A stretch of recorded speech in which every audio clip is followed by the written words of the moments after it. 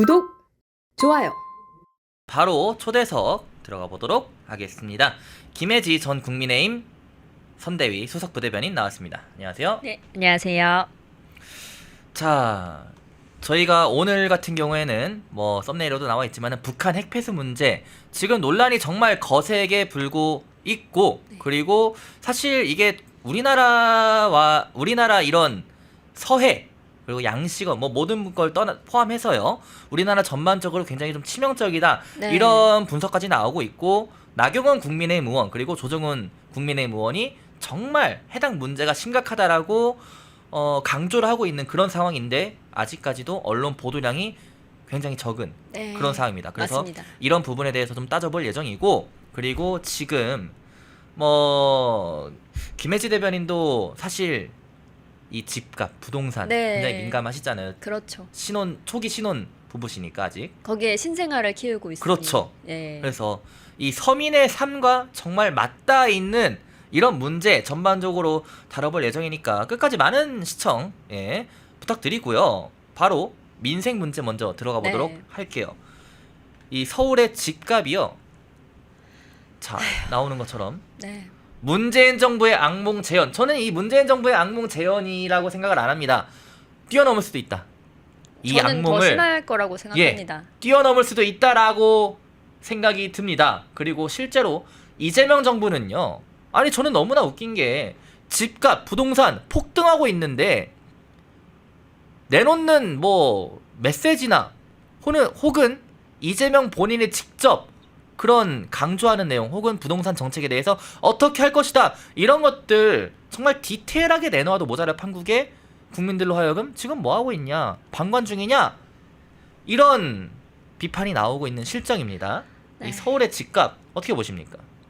일단은 이번에, 그러니까 저번 주에 음. 금요일에 갑자기 금요일부터 이제 하겠다 하니까 그날 연차를 쓰고 계약을 하러 간 분들이 많다고 하더라고요. 아, 그래요? 네, 그러니까 내일부터 당장 시행이니까 그러니까 내일 모레부터 당장 시작이니까 내일까지밖에 시간이 없지 않습니까? 네. 그러니까 내일 바로 계약을 하러 간 거예요. 그래서 연차 쓴 분들이 많다고 들었고, 이제 가계약했던 물건들을 계약을 그날까지는 맞춰야지 이제 대출을 해주겠다는 거 아닙니까? 그렇죠. 그래서 그런 현상이 발생을 했고요. 지금 대출 규제 6억이면은 야, 누가 6억이나 대출을 받아서 집을 사냐라고 하는 분들도 있어요. 쉴드를 치겠다 하면서. 그런데요, 이게 6억으로 규제했다의 문제가 아닙니다. 고소득층 같은 경우는요, 더 지불할 능력이 되는데도 불구하고 그 사다리를 걷어 차버린 거나 마찬가지입니다. 집을 살 수 있는 어떤 대출이라도 받아가지고 내가 미래에 지불할 수 있는 능력이 있으니 이만큼 대출해서 집을 사겠다 하는 그 자유마저도 막아버린 게 지금 이 부동산 규제이고요. 가장 중요한 건 지금 정책 대출까지 건드렸다는 겁니다. 정책 대출. 예, 디딤돌 대출 들어보셨죠? 예. 예, 디딤돌 대출처럼 좀 소득 제한을 두고 소득과 자산이 뭐 3억 얼마, 4억 얼마 정도밖에 없는 이제 중산층 서민들을 위한 대출이에요. 신혼부부나 뭐 신생아 특례 대출도 이러한 디딤돌 대출에 포함이 되는데, 아, 다 포함되는 거예요? 예, 다 포함됩니다. 그런데 그 대출 한도까지도 줄여버렸습니다. 얼마로 줄였죠? 지금 신생아 특례 대출이 5억이었어요. 예. 그러니까 윤석열 정권 때 4억이었던 한도를 5억으로 늘렸는데 다시 2년 만에 4억으로 줄어든 겁니다. 자, 이렇게 되면요, 저 같은 경우에도 신생아 특례로 대출을 받아서 집을 구매했었는데 저희도 4억 이상 받았거든요. 그러니까 모아놓은 돈이 많지 않으면 대출을 많이 받아야 돼요. 그런데 이 대출 한도를 5억에서 4억으로 줄여버렸기 때문에 지금 실거주를 하고자 하는 신혼부부나 신생아 가구에게 굉장히 큰 타격이 되는 겁니다. 네, 그렇죠. 네, 한간에는 이런 이야기가 있어요. 투기꾼들 잡겠다고 그러니까, 그런 말 하는데? 실거주자들을 네. 실거주자들에게 핵폭탄을 터뜨렸다, 이런 말까지 있더라고요. 그리고 그런데, 예, 대통령실에서 지금 방관한다는 말씀을 하셨는데, 방관을 떠나서 방관보다 더 심하게 이 부동산 정책은 우리가 한 게 아니다. 뭐 기재부에서 한 건데 저희는 보고받은 사항도 없고요. 저희는 모르는 일입니다. 이렇게 강유정 대변인이 이야기를 하더라고요. 그걸 보면서 아니, 어떤 기재부가 정부의 허락도 없고 정부에게 보고도 안 하고 이 정책을 발표합니까? 네, 대통령실에 어쨌든 허가가 있어야 이 정책도 발표가 되고 시행이 될 텐데 그렇죠. 지금 뭐 하자는 건지 모르겠어요. 그러니까 지금 이거잖아요. 어딨냐? 자, 대출 규제는 대통령실 대책이 아니라고 했습니다. 네. 아, 그럼 누구 대책이에요? 아니 확실하게 해야죠. 대통령실 대책 아니라 하는 거 오케이 좋아요. 그러면은 할 건지 막을 건지 예? 그대로 해야 되는 거 아닙니까? 이미 지금 대출 다 막아놨잖아요. 네. 그럼 이거는 대통령실 대책 아니에요? 이재명 정부가 강유정이가 책임져야 되는 거 아닙니까? 그렇죠. 예. 근데 그런 얘기가 있던데 뭐 이전에 윤석열 정권 때와 오세훈 시장의 뭐 토어제 이런 것 때문에 집값이 많이 올랐다. 뭐 말도 안 되는 소리예요. 윤석열 집값- 정권 때 집값이 오히려 좀 안정되는 게 데이터로 나왔는데. 네, 근데 거기서는 그렇게 얘기하는 거예요. 윤석열과 오세훈 때문에 서울 집값이 막 올라가지고 이거를 기재부에서 좀 조정하려고 내놓은 대책이다. 우리는 모르는 일이다. 이렇게 발표를 한 겁니다. 데이터도 무시하는 거예요? 아니 지금 네. 집권한 지 한 달도 안 됐는데 뭔 짓을 했길래 지금 집값이 이렇게 오르고 있는데 예? 그걸 또 전 정권 탓을 합니까? 그렇죠. 그러면 전 얘기하고 싶은 게요. 그러면 지금 K 주식이 막 올랐잖아요. 지금 이 오른 거 돈을 풀겠다고 했으니 그거에 대한 선반영돼서 오른 거 아닙니까? 그거에 대한 기대감에 오른 건데 그것도 그러면은 윤석열 덕분, 오세훈 덕분이라고 말씀해 보시라고. 그러니까요. 네, 그렇게 말하고 싶네요. 그렇게 정말. 말해야죠. 예. 아니 지금 코스피 3천 넘은 것도 윤석열 오세훈 영향이다. 똑같이 주장을 해야 되는 거 아닙니까? 그렇죠. 이거는 우리 탓, 이거는 너네 탓. 이렇게 어떤 이중잣대를 자꾸 들이미는 게 뭐 놀랍지는 않습니다. 원래 이분들이 이렇게 항상 해왔으니까요. 그리고 또 자 이게 피해자는 결국 신혼부부 사회초년생. 네, 맞습니다. 그러니까 결국에는 2030 세대가 최대 피해자다라고 오늘 강대규 변호사가 저희 펜앤마이크 아침 방송에서 지적을 했는데 이러한 지적 좀 어떻게 보십니까? 예, 저희 자막 두 번째입니다. 네, 네, 네. 네, 청년 서민 네. 어쩌려고? 저도 어쩌라고? 너무나 공감하는 내용인데요. 네. 이게 원래 집을 가지고 있던 사람들은요, 갈아타기라는 걸 할 수 있습니다. 갈아타기? 네, 갈아타기가 어떤 거냐면 제가 뭐 24평 아파트를 살고 있어요. 네. 내 집으로. 여기를 뭐 한 4억에 구매를 해요. 구매를 해서 이 집값이 뭐 문재인 정권 때처럼 8억까지 올랐네. 2배나 올랐네. 그런데 옆에 34평을 보니까 저 집도 좀 올랐어. 근데 우리 집이랑 오른 게 비슷해요. 그러면은 그냥 요 갭만 내가 대출을 좀 더 주면은 30평으로 업그레이드를 할 수 있겠다. 그러면 난 뭐 24평이랑 34평 차이가 저희 동네는 한 2억 정도 나거든요. 2억 정도. 네, 그러면 대출을 2억 일으켜서 가면 돼요. 음. 근데 사회초년생이나 신혼부부들, 이제 처음으로 집을 사려는 사람들은 아직 집이 없습니다. 맞아요. 네, 아직 집이 집이 없어. 없어서 뭐 요새 서울 아파트 살려면 10억은 줘야 되지 않습니까? 그쵸, 네. 근데 10억을 다 현금으로 갖고 있는 사람이 없어요. 사회초년생이 뭐 1억 모으기도 버거운데 요새 뭐 한 2억 들고 있다 쳐봅시다. 그러면은 자기가 정말 아끼고 또 고르고 골라서 한 6억짜리 아파트를 사고 싶어요. 뭐 7억짜리 아파트 사고 싶어요. 그러면은 4억 대출 받거나 5억 대출 받거나 해야 돼요. 그렇죠. 근데 이 사람들이 난 소득이 좀 높으니까 난 그냥 아싸리 10억짜리 사고 싶어. 근데 난 지금 2억밖에 없으니까 8억 대출할래. 나는 고소득자라서 내 연봉의 뭐 몇 배를 해도 금융권에서 나는 대출을 해준대. 이러면서 이제 희망에 차 있었을 거 아니에요. 근데 이분들도 대출이 막혀버린 겁니다. 왜냐면 이분들이 막혀버린 게 문제가 되는 이유는요. 이분들은 낼 수 있는 능력이 충분히 되는데도 불구하고 모든 걸 다 막아버렸고요. 그리고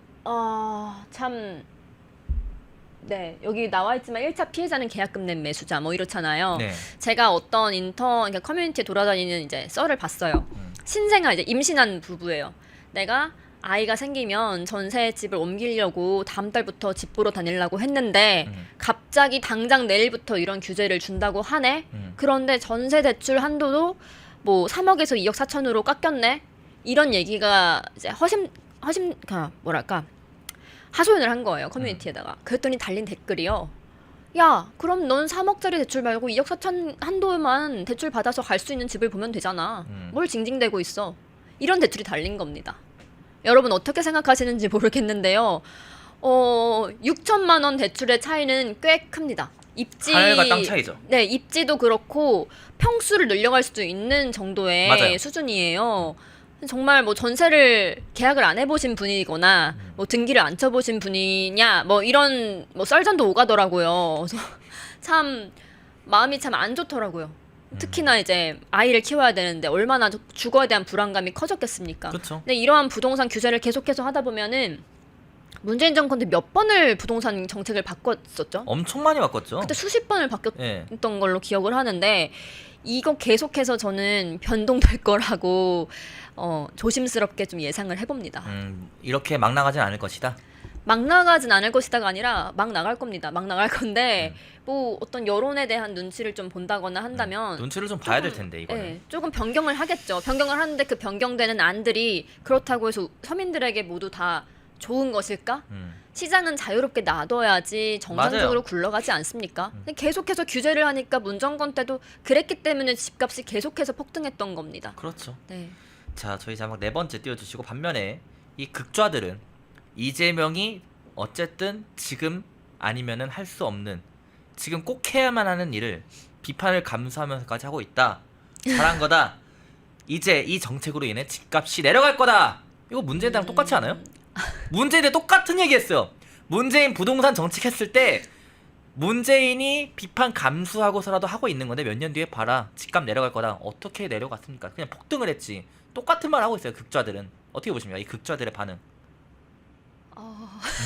제가요 이거에 대해서 어떻게 얘기를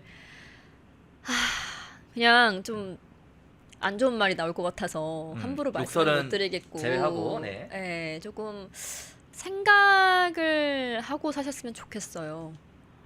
제대로 된 생각을 하고. 네, 데이터도 보시고 사실로 나와 있는 거를 자꾸만 사실이 아니라고 우기시니까 사실은 저희도 싸우는 입장에서 허탈할 때가 많습니다. 힘이 빠져요. 아무리 논리적으로 사실을 가지고 이야기를 해도 아니래요.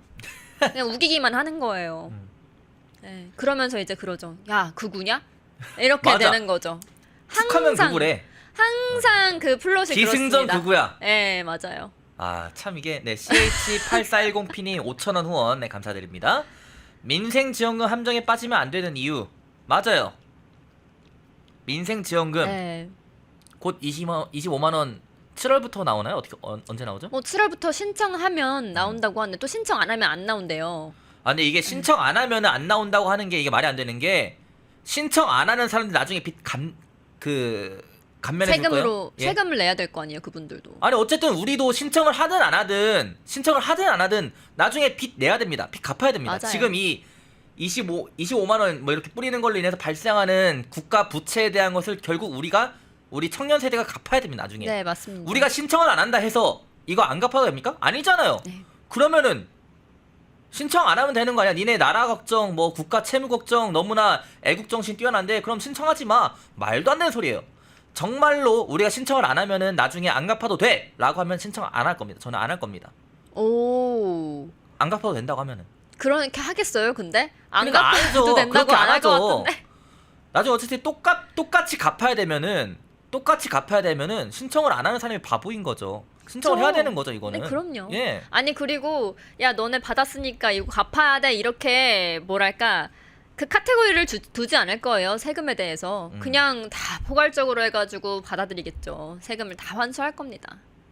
자, 그리고 자막 5번째 띄워주시고 이 주진우 국민의힘 의원이 이런 말을 했습니다. 대출 규제를 안 받는 중국인과의 형평성도 문제다라고요. 실제로 네, 그렇죠. 이게 대출 규제가요.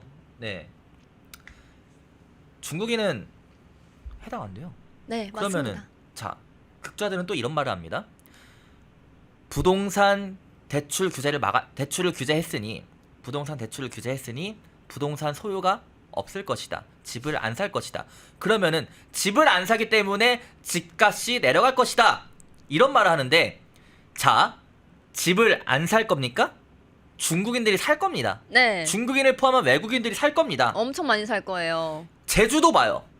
제주도에 얼마나 많은 그 중국인 명의로 된 부동산들이 많이 있지 않습니까? 네, 서울은 똑같이 될 거예요. 한국인이 안 사면요. 중국인, 외국인이 살 겁니다. 네. 심지어 중국인, 외국인은 대출 규제에 해당이 안 되네요. 그렇죠. 땡큐죠.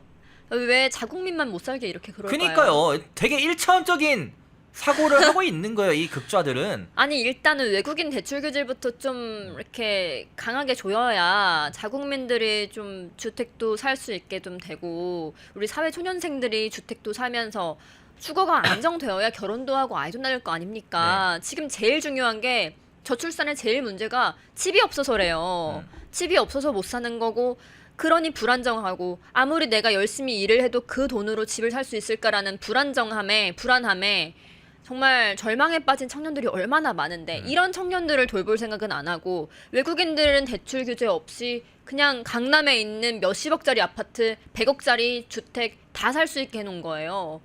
대출 한도도 거의 없는 걸로 알고 있거든요. 아, 맞아요. 그 실제로 네. 그 예전에 정말 떠들썩했던 기사가 하나 있는데 중국인이 풀대출해가지고 아 맞아 그 얘기 들었어요. 예, 뉴스가 나왔는데 잠시만요.